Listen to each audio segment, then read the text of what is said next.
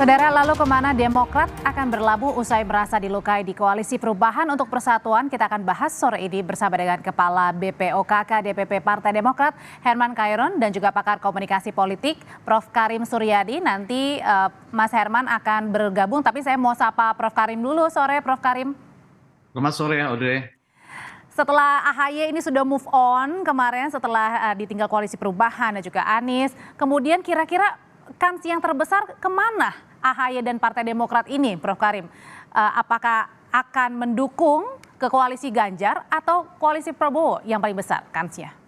Ya, menurut saya ini tentu saja bukan akhir dari sebuah perjalanan Demokrat ya. Masih banyak pilihan, mulai dari membangun poros koalisi baru meskipun ini tantangannya tidak mudah.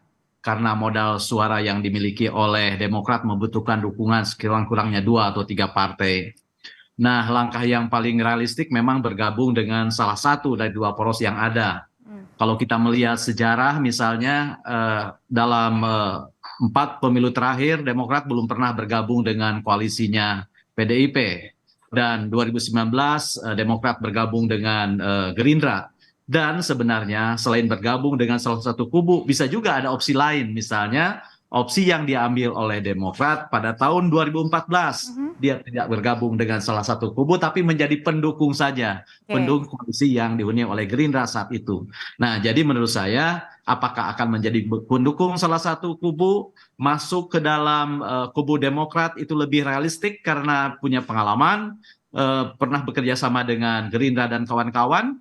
Di samping dari sisi komunikasi politik antara Prabowo dengan SBY itu lebih terbuka, lebih cair dan lebih teramati oleh publik ketimbang komunikasinya antara Pak SBY dengan Ibu Mega. Jadi menurut saya peluang seperti itu ada. Tetapi yang menarik di sini adalah bagaimana ajakan PKS untuk kembali gitu bergabung gitu ya. Kenapa saya bilang highlight? Karena dalam 4 pemilu terakhir Demokrat itu selalu berpasangan dengan PKS. Ini ada apa? Tapi sayangnya PKS sepertinya berbeda pilihan dengan Demokrat. Akan tetap di koalisi yang dibentuk oleh Nasdem, kemudian PKS dan PKB. Jadi menurut saya peluangnya masih ada. Realistik bergabung dengan Demokrat atau Ganjar, dengan pendukung Prabowo atau Ganjar.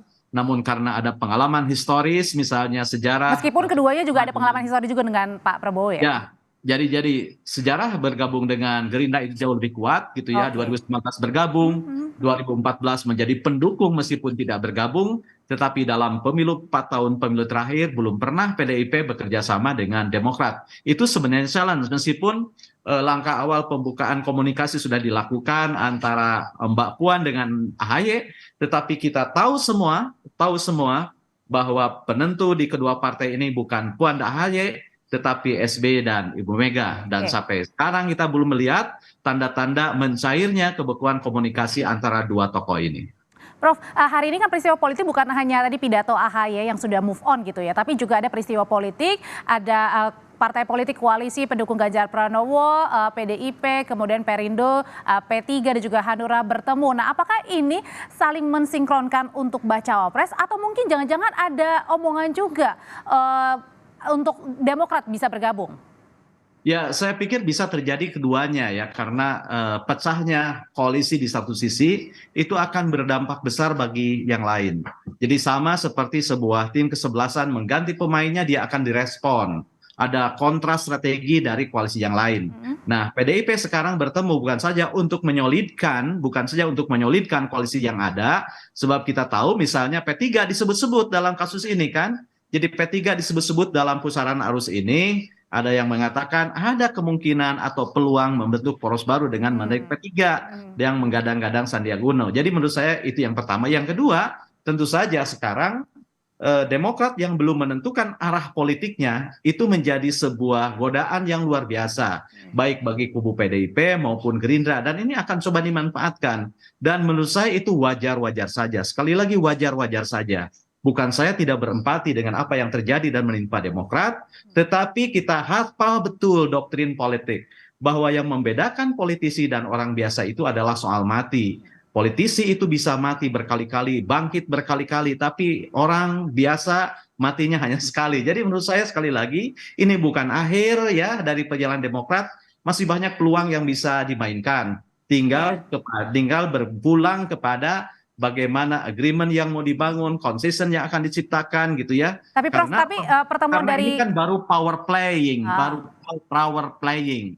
Nah, soal power sharingnya itu akan ditentukan ketika power playingnya berjalan sampai di ujung. Oke, dan apakah juga pertemuan koalisi pendukung Pak Mas Ganjar ini di sore hari ini, termasuk ada Bu Ketum PDIP juga Bu Mega, ini juga untuk menyolidkan lagi siapa kira-kira yang terpilih bacawa pres pendamping Mas Ganjar? Ya, akan tentu saja begitu karena kita melihat ya dari tiga kubu ini penentuan baca pres itu menjadi sebuah cliffhanger tali pengikat ya, bukan saja akan menentukan nasib koalisi, tetapi juga akan menentukan bagaimana peta ini ke depan gitu ya. Sebab suka atau tidak, orang sekarang mulai berhitung misalnya dengan adanya pasangan yang lengkap, yang real antara Anies, Imin, maka orang akan mengadu strategi, bahkan akan melakukan kontra strategi gitu ya. Kalau dulu hanya hitung-hitungan pada level capres, sekarang ada salah satu cawapres di sana, sehingga cawapres mana yang harus dipasang, apakah berdasarkan perimbangan tiket koalisi, perimbangan tiket ke capres, apakah perimbangan Artinya harus minimal head to head juga dengan bacawa presnya ya? misalnya pembelahan sosial, sehingga peta head to head-nya akan lebih konkret, bukan hanya sekedar mempertimbangkan faktor capres, sekarang faktor cawapres sudah mulai bisa dikalkulasi, baik dari sisi proporsi kedaerahan, perimbangan tiket antara komposisi pengalaman, kemampuan, dan lain-lain. Jadi menurut saya sekarang kita memasuki sebuah fase yang jauh lebih maju ketimbang kemarin, begitu ya, karena apa? Karena dengan ada satu pasangan lengkap, maka kalkulasi akan lebih konkret, dan ini akan memberikan sebuah semangat, tentu saja peta jalan bagi partai lain untuk menentukan langkah berikutnya. Oke, kalau tadi kata Prof Karim bilang kemungkinan Demokrat akan kansnya lebih besar. Kalau ke Pak Prabowo, saya tanyakan langsung ke Kepala BPOKK Partai Demokrat, Mas Herman Heron. Sore, Mas. Ya, selamat sore, Kompas TV. Mas Herman, langsung aja saya tanyakan nih, kalau dari Partai Demokrat, Mas Ahy bilang sudah move on, jadi kemana nih arah koalisi selanjutnya? Ikut Mas Ganjar atau ikut ke Pak Prabowo? Ya, kami pertama tentu masih terus untuk mengkonsolidasikan di internal. Setelah tadi rapat pleno DPP, kami mempersiapkan nanti hari Rabu akan melaksanakan rapat Commander's Call bersama seluruh para ketua DPD seluruh Indonesia. Di Demokrat membiasakan diri untuk mengambil sikap dan keputusannya bersama-sama dengan seluruh kader. Kami melibatkan seluruh tingkatan untuk didengar pandangan dan pendapatnya seperti apa. Tentu setelah kejadian kami ditinggalkan oleh Partai Nasdem dan Anies Baswedan, kemudian kami juga harus menata kembali pola pikir dan ide gagasan serta aksi apa yang harus kita lakukan ke depan. Ini yang sedang dilakukan oleh Ketua Umum, bahkan tadi Ketua Umum sudah menyampaikan press conference-nya bahwa pertama ya mengucapkan kepada pasangan Anies Baswedan Pak Muhaimin sebagai pasangan capres-cawapres. Kedua ya tentu memohon maaf jika ada hal yang tidak nyaman dengan begitu gerakan kader yang masif. Ini saya kira sebuah hal yang tentu mencerminkan Ketua Umum sudah move on dan ke depan apa yang sejatinya bisa dilakukan dengan situasi ini. Kalau memilih apakah kepada partai koalisi A, kepada koalisi B, tentu semuanya dipertimbangkan. Bahkan ya tidak menutup kemungkinan. Tapi Mas Herman, sekali lagi tidak menutup kemungkinan jika ada opsi-opsi baru yang tentu ini lebih bisa menjamin terhadap kebersamaan, terhadap mengedepankan etika dan moral berpolitik ya, terus memegang teguh komitmen. Ini kan juga menjadi pengalaman di internal kami bahwa juga kita harus melandaskan kerjasama itu berdasarkan moral, etika, dan komitmen kebersamaan itu. Kalau gitu pertanyaan selanjutnya, apakah yang dimaksud Mas Herman itu adalah membentuk koalisi baru atau poros keempat? Nanti jangan dijawab dulu Mas Herman, usai jeda kita akan kembali hanya di Kompas Petang.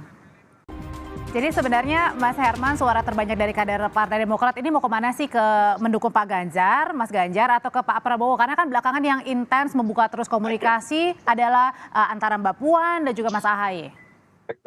Begini, keputusan untuk koalisi penetapan capres-cawapres itu adalah Majelis Tinggi Partai yang sidangnya akan dipimpin langsung oleh Ketua Majelis Tinggi Partai Pak SBY. Termasuk Ketua Umum juga ada di sana, gitu ya. Nah, tetapi sekali lagi bahwa budaya demokrasi di internal Partai Demokrat itu dijunjung tinggi. Oleh karenanya setelah tadi rapat pleno DPP yang dihadiri oleh seluruh pengurus pleno DPP dan ketum membuka ruang untuk masukan dan pandangan para kader yang khususnya sebagai pengurus DPP, tentu semuanya dicatat. Ya variasi lah ya, ada yang menuju ke Pak Ganjar, ada yang menuju ke Pak Prabowo. Tapi bocoran dong Mas Herman. Bocoran dikit dong Mas Herman, kalau pada... Ini bocoran ini. Ya, ini bocoran. Oke, baik. Prof Karim nanti yang analisis Prof Karim lah gitu ya. Terus kemudian ada yang mengusulkan membuat koalisi baru gitu ya. Kan membuat koalisi baru tentu tidak mudah gitu ya. Kita harus membangun kembali chemistry dengan beberapa partai. Dan ini yang pasti ya tentu ada dua pilihan yang mau tidak mau ini menjadi sebuah pilihan gitu ya. Nah, tentang koalisi baru ya tentu ini juga kalau ada respon dari partai lain ya kita juga akan membuka komunikasi politik supaya seperti apa arah dan tujuannya kita ingin menyamakan kembali. Karena bagi Partai Demokrat tentu sudah 2 kali ini peristiwanya hampir sama. Peristiwa tahun 2019 juga sama di last minute kita juga seperti ditinggalkan begitu saja gitu ya. Artinya jangan sampai 3 kali gitu ya? Ya saya kira baik. Kami tidak berharap terjadi gitu ya. Tetapi tentu membangun komitmen itu kan bisa dilihat dari chemistry. Karena dari awal selalu saja ada polemiknya lah dengan Nasdem ini. Selalu ada perbedaannya dan ada serangan dan lain sebagainya. Tentu sebetulnya dari awal sudah kami rasakan, banyak teman sudah menyampaikan hati-hati apakah di ujung tidak ditinggalkan. Ini banyak sekali masukan dan pandangan dari luar juga. Nah ini ke depan tentu kita akan lebih prudent lebih terbuka dan bagaimana tentu berkomunikasi politik yang lebih mengedepankan etika dan moral tadi. Kalau gitu Prof Karim, sebenarnya suara dari Partai Demokrat ini lebih baik harusnya kemana nih? Mendukung Mas Ganjar atau Pak Prabowo? Kalau pertanyaannya lebih baik Mas Hoiron lah yang lebih tahu dan Mas Hoiron akan bilang. Lebih besar mana deh kansnya, peluangnya? Tergantung suara DPD gitu ya. Tapi menurut saya sekali lagi sekali lagi tadi saya katakan di awal, peluang membangun poros baru gitu ya, di mana Demokrat menghela lokomotif poros ini mungkin, tetapi ya tantangannya agak berat ya, jauh lebih berat ketimbang bergabung ke dalam 2 poros yang ada. Kenapa begitu? Dengan modal suara 7,7 gitu ya, agak sulit mencari yang lain gitu, karena partai-partai yang punya suara kan sudah hinggap di salah satu koalisi. Nah, itu yang pertama. Yang kedua, dengan melihat sejarah kerjasama dengan Gerindra yang jauh lebih panjang ketimbang sejarah kerjasama dengan PDIP dalam 4 pemilu terakhir yang belum pernah, maka menurut saya condongnya sih lebih ke Gerindra. Atau mungkin, nah yang ketiga ini saya bilang mungkin karena pada 2014 kan Demokrat pernah mengambil posisi mendukung tapi tidak bergabung, tetapi kelihatannya porsi ini tidak diambil gitu ya, tapi sekarang lebih tegas akan memilih untuk berkoalisi bergabung, dan tentu saja saya yakin pilihannya akan ditentukan seberapa besar insentif politik yang akan didapat, insentif elektoral yang akan didapat, karena saya yakin setiap koalisi yang dibangun oleh partai manapun, oleh kekuatan manapun, dan setiap partai bergabung kepada koalisi manapun pasti memiliki 2 tujuan. Tujuan pertama adalah memenangkan koalisinya, dan yang kedua memenangkan partainya. Jadi ini persis seperti pemain sepak bola. Seorang striker itu selalu ingin memenangkan timnya sekaligus juga ingin mencetak gol. Tapi setidaknya kalau tidak ingin mencetak gol ya paling tidak timnya menang. Jadi menurut saya kalkulasi tentang di mana sebenarnya ruang yang lebih besar bagi Oke. Partai Demokrat untuk mengatrol raihan suaranya dan juga memperoleh insentif politik, itu akan menentukan kemana Partai Demokrat akan berlabuh begitu. Sebenarnya, halo, Ya, silakan Mas. sebenarnya sih permasalahan utamanya itu adalah presidensial threshold 20% itu. Oke. Andai kata tidak ada PT 20%, mungkin persoalan kegaduhan koalisi bisa selesai, teratasi ya. Karena memang dengan pembatasan inilah akhirnya harus ada penggabungan antar partai. Dan tadi saya koreksi Pak Prof Karim, Demokrat itu 9,3% gitu ya. Oh iya, Jadi Oke. sebetulnya Karena gini kalau Prof Karim, Mas Herman. Oke, karena gini Mas Prof Karim, Mas Herman, ini ada pernyataan dari Gubernur Jawa Tengah sekaligus baca pres dari PDIP Ganjar Pranowo yang sudah menjawab singkat ternyata ini terkait dengan bagaimana peluang koalisi dengan Partai Demokrat. Ganjar menegaskan ia bersama dengan PDIP belum menjalin komunikasi lagi dengan Partai Demokrat, termasuk peluang AHY menjadi bakal calon wakil presidennya. saya kira kalau dari Tahan dulu Mas Herman, kita simak dulu pernyataan dari Mas Ganjar. AHY untuk menjadi cawapres mungkin Pak, seberapa serius mendekati Demokrat Pak? Mas Herman, ya, silakan. saya kira ya yang lebih pasti kalaupun komunikasi ya dengan koalisi saat ini adalah dengan koalisi partai-partainya gitu ya. Karena biasanya ya yang sangat menentukan adalah pimpinan-pimpinan partai koalisi. Pengalaman kami kan kemarin sama. Anies Baswedan sudah menetapkan cawapresnya adalah Mas AHY. Tetapi kemudian karena Nasdemnya memiliki sikap lain, pada akhirnya juga ya sama saja. Tidak berkomitmen terhadap selama 1 tahun kami menjalin persahabatan koalisi dengan baik. Nah, oleh karena itu ke depan saya kira memang yang harus dimatangkan adalah bagaimana komunikasi itu. Secara aktif ya tentu ada di level-level tertentu dari sekarang sudah punya komunikasi. Sudah ada komunikasi dari sekarang. Baik dengan teman-teman yang ada di Pak Ganjar, ada di Pak Prabowo, bahkan ada di partai-partai lain yang punya keinginan yang sama untuk membentuk poros baru. Ada saja Mas di Herman, level-level tertentu untuk bicara. ngomong-ngomong tentang sudah berkomunikasi dengan Partai Gerindra, kita juga punya pernyataan dari Wakil Ketua Umum Partai Gerindra, Habibur Rahman, yang kita akan dengar ini menyatakan kalau Partai Gerindra membuka pintu bagi Partai Demokrat jika mau bergabung mendukung baca pres Prabowo Subianto. Tapi gagasan perubahan yang dibawa Demokrat harus dibicarakan dulu bersama anggota koalisi. Memang perlu dialog lah ya, perlu ngobrol, perlu ketemu dulu, baru kita bisa berpikir bagaimana kita bisa berjuang bersama-sama. Dengan Demokrat itu sudah 2 pemilu loh. Kalau ini 3 kali berarti hat-trick didukung Demokrat ya. Dan Pak Prabowo dan Pak SBY itu kan tipikalnya sama ya, mantan-mantan termasuk dengan Mas AHY kan, berlatar belakang militer, punya idealisme yang sama. Jadi kayaknya nyambung lah kalau Pak Prabowo dengan Pak SBY dan Mas AHY, kayaknya sih secara psikologis nyambung. Kalau gitu Prof Karim, apakah untuk bisa diterima Partai Demokrat ke arah mendukung Mas Ganjar atau ke Pak Prabowo, ini artinya Partai Demokrat harus menurunkan nih keinginan ya, salah satunya dengan membawa nama Mas AHY untuk menjadi bacawa pres? Kuncinya menurut saya bukan diturun, dinaik, dilebar, disempit, tapi bagaimana menjalin komunikasi ya untuk membangun komitmen.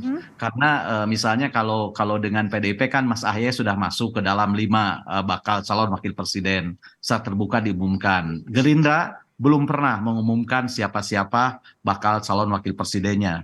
Tetapi kalau kita melihat kultur komunikasi, pengalaman, kemudian tradisi partai memang lebih dekat ke sana gitu ya. Meskipun saya katakan bukan mustahil membuat ijtihad baru kerjasama politik dengan kubu yang baru.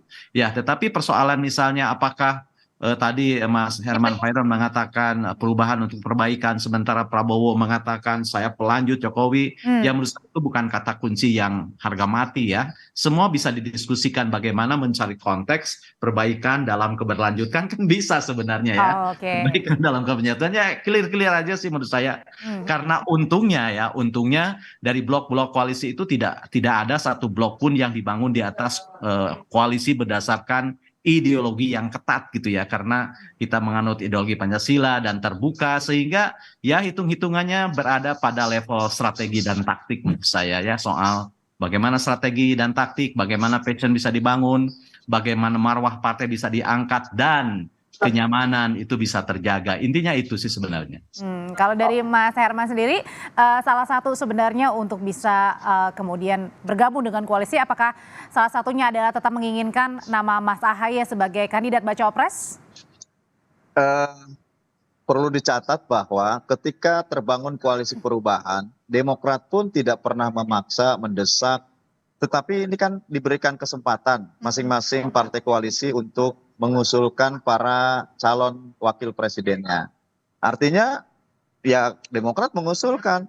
Setelah ditetapkan oleh Mas Anies dan bahkan tidak ditolak oleh ketiga partai, tentu kami merasa bahwa sudah fix, tinggal membicarakan waktu deklarasi. Ternyata endingnya lain lah gitu ya. Kenyataannya lain. Nah, kembali kepada persoalan bagaimana ke depan, ya tentu juga Demokrat tidak pernah memaksakan, mendesak Mas Ahaye untuk menjadi calon wakil presiden. Tetapi bahwasanya kalau diminta kesediaannya untuk mengusulkan, ya Mas Ahaye sudah sangat layak dan pantas menjadi wakil presiden.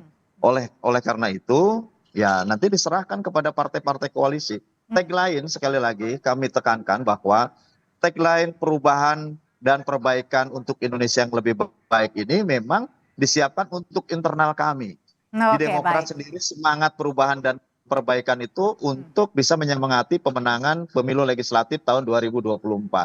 Lantas kemudian diadop menjadi tagline pada koalisi partai-partai untuk Pilpres. Tentu ini juga menjadi sebuah gerakan perubahan gitu ya. Karena hampir 50% lebih juga masyarakat ingin terjadinya perubahan. Nah, kalaupun nanti kemudian kita berkoalisi dengan partai-partai yang lain atau dengan koalisi yang sudah ada saat ini, tentu juga akan ada penyesuaian-penyesuaian. Dan tentu Demokrat sangat terbuka lah untuk berbicara lebih terbuka lagi. Oke, kalau gitu kita nantikan nanti ya di hari Rabu rapat Majelis Tinggi Partai Demokrat apakah akan berlabuh mendukung. Hari Rabu masih rapat DPP, Commanders Call, Ketua Umum dan seluruh pejabat DPP untuk menentukan dengan arahnya, para ketua DPD. Baik, terima kasih. Masukan. Ya. Baik, terima kasih Mas Herman Herun, terima kasih Prof. Karim Suryadi, sehat selalu Bapak-Bapak. Terima kasih.